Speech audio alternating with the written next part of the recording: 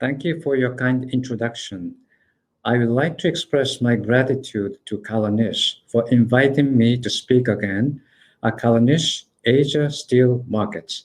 When I spoke in October last year, I thought that online conference would be the one-time event and we would be able to meet and converse in person at the next occasion. Unfortunately, that has not turned out to be the case. However, if we look at the brighter side, the virtual conference has a longer list of prominent speakers and, in fact, reaches a far wider audience. Today, I would like to present a global overview, talk about recent developments in East Asia, and briefly introduce our company, JFE Steel. This slide shows GDP growth rates from IMF's April forecast. The purple bars for 2020, the green ones for 2021, and blue ones for 2022. All economies were negatively affected by COVID-19 in 2020. The extent of the impact varies from region to region. China was the first country to make a substantial recovery and recorded positive growth. In 2021, GDPs for most countries are forecast to grow steadily, supported by pent-up demand and government's recovery programs. I like to be optimistic, but I have to add the recovery might be tempered by uncertainties such as the evolution of pandemic and the progress of vaccination programs. This slide shows the PMI, Purchasing Managers Indices. Around the world, PMIs plummeted to record lows because of COVID-19. Sharper contraction was seen in the service sector. The pace of recovery has been different from country to country. This slide is about the newly confirmed cases of COVID-19 around the world. Some countries are entering a third or fourth wave. This slide is about the containment measures taken by the governments of various countries. Oxford University has developed an index to indicate the stringency of government measures. Each country has unique situations in terms of the severity of the pandemic, the legal framework governing possible measures, its people's willingness to embrace restrictions, and these differences have been reflected in their responses. This slide shows the progress of vaccination rollouts in different countries. The differences in rates of vaccination reflect various factors, including legislative approval, pre-ordering, the types of vaccine used, and associated logistics. Israel, UAE, UK, and US are leading progress, while some countries with fewer cases, such as Korea and Japan, are still in the early stages of the rollout. This slide shows when economies returned or forecast return to the same level as or above Q4 2019 levels. China reached the crossover point in the second quarter last year.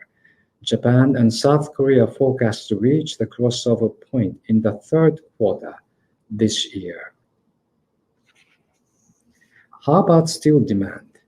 What will recent developments be reflected in each region? Globally speaking, the steel industry ended 2020 with a minor contraction in steel demand.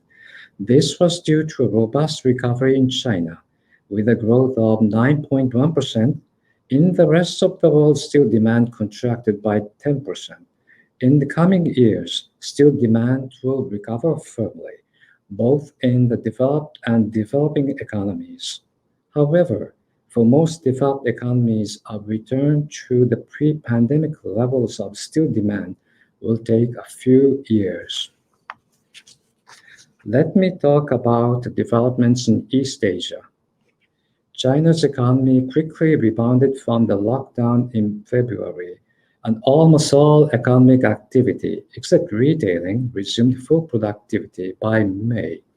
Since then, there have been sporadic waves of COVID-19, but economic activity has not been affected by the pandemic, unlike the rest of the world.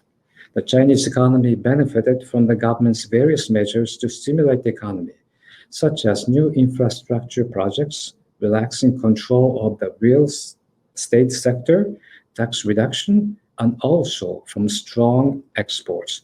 As a result, China's economy recorded annual growth rate of 2.3% in 2020, and it is expected to accelerate to 8.4% in 2021. As you see on this slide, industrial production, including automobiles, and investment are showing a strong recovery. Exports are increasing, retail sales were lagging behind, but now recovering. China's steel use increased 9.1% to 995 million tons last year, and it is forecast to increase 3% to 1,025 million tons this year. On this slide, I have laid out two historical charts, HRC prices and the China steel production, export, and import. China's steel production is increasing. Last year, China became net steel importer in the Q2 and Q3 and became an exporter again. HRC prices on the rise due to the recovery of the demand across the world. Next, South Korea. South Korea's economy escaped a large decline in GDP due to its responses to the pandemic. The country experienced the MERS pandemic several years ago and was relatively well prepared compared to other countries. South Korea's GDP decreased 1% in 2020 and is expected to increase 3.6% in 2021. Auto production declined last year, but it is now recovering. Export is gradually increasing. About construction, the government is initiating infrastructure projects, and sectors such as semiconductors continue to invest in facilities. Some recovery is expected in shipbuilding, but not so strong. Steel demand decreased by 8.0% in 2020, and it is expected to increase 5.2% to 52 million tons in 2021. Now Japan. Japan had fewer COVID-19 cases compared to other nations, but the Japanese economy was negatively impacted due to the interruption of broad economic activity and weak confidence, according to the effect of the consumption tax hike in 2019. As you can see, private demand hit hardest, followed by the exports. Japan's GDP decreased 4.9% in 2020, and it is expected to increase 3.9% in 2021. Business sentiment is recovering but K-shaped. While the manufacturing sector is improving, the service sector is low. Private consumption, accounting for 55% of GDP, is recovering, but its strength varies by sector.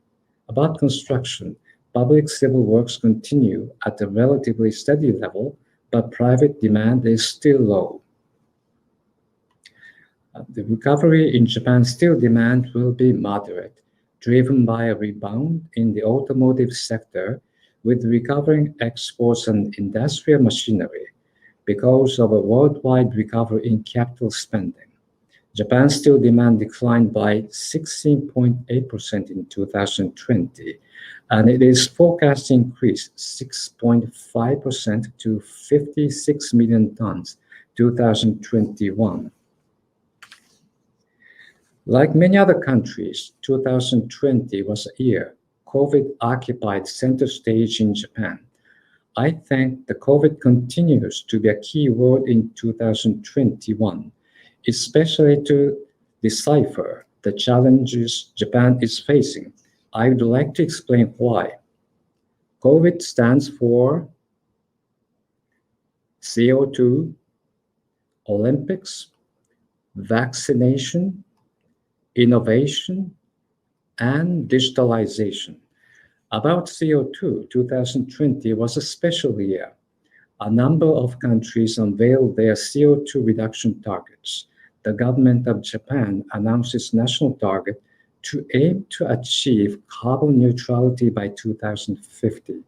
We have been hearing and talking about CO2 for years, but since the government goal was publicized, CO2, carbon neutrality, and decarbonization have become almost household words in Japan.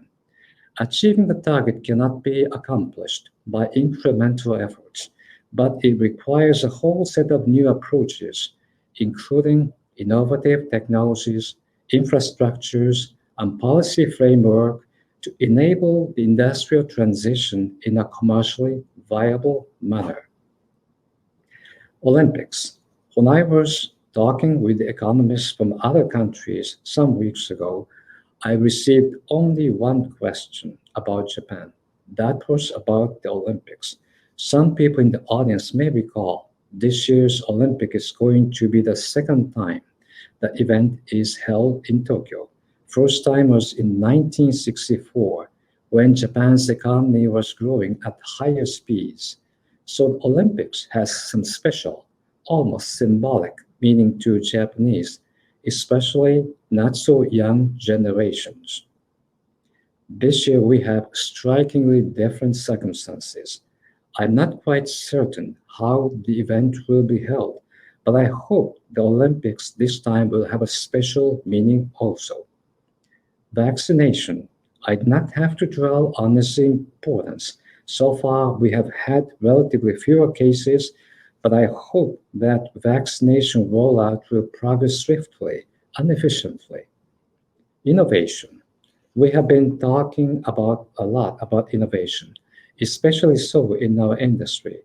Innovation has been one of the principal driving engines of industries, economies, and societies.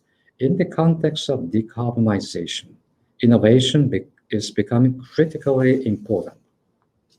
Digitalization. Few people disagree on importance of digitalization. Last year, because of the pandemic, we had to stay home, work from home, and study from home. Through these experiences, we came to realize we need to accelerate digitalization in every facet of our society, working, studying, and government services. The government in Japan is creating a new agency to spearhead digital transformation in Japan. For those who have lost track of which company I come from, I want to talk very briefly about JFE Steel. JFE Steel is a part of JFE Holdings, which is listed in the Tokyo Stock Exchange. We have sister companies, JFE Engineering, JFE Shoji, which is about trading, and also about the participation in the shipbuilding company, Japan Marine United. In terms of the contribution to the revenue, JFE Steel is the largest among the operating companies. JFE Steel produced 28 million tons of crude steel, about 80% of which are coming from sheets and coils. The rest are bars and shapes, pipes, and semi-finished products. Strategies of JFE Steel are we aim at optimizing domestic production operations, promoting initiatives to enhance earning bases overseas, strengthening initiatives to address climate change. In my presentation, I would like to touch on the second bullet point using the following slides. In China, we have a joint venture with Guangzhou Steel Sheet, a subsidiary of Baowu Group. Uh, this company is producing automotive-grade sheets in southern China. We have a wholly owned subsidiary in Thailand to produce hot-dip galvanized steel sheets for automotive applications. Thailand is the market. Japanese OEM has a dominant share in the market. So we wanted to expand the business using a long-term relationship with our customers. We have a similar setup in Indonesia and also producing galvanized products for automotive applications. In Vietnam, we have a participation in the integrated steel plant for Mosa Hattin Steel.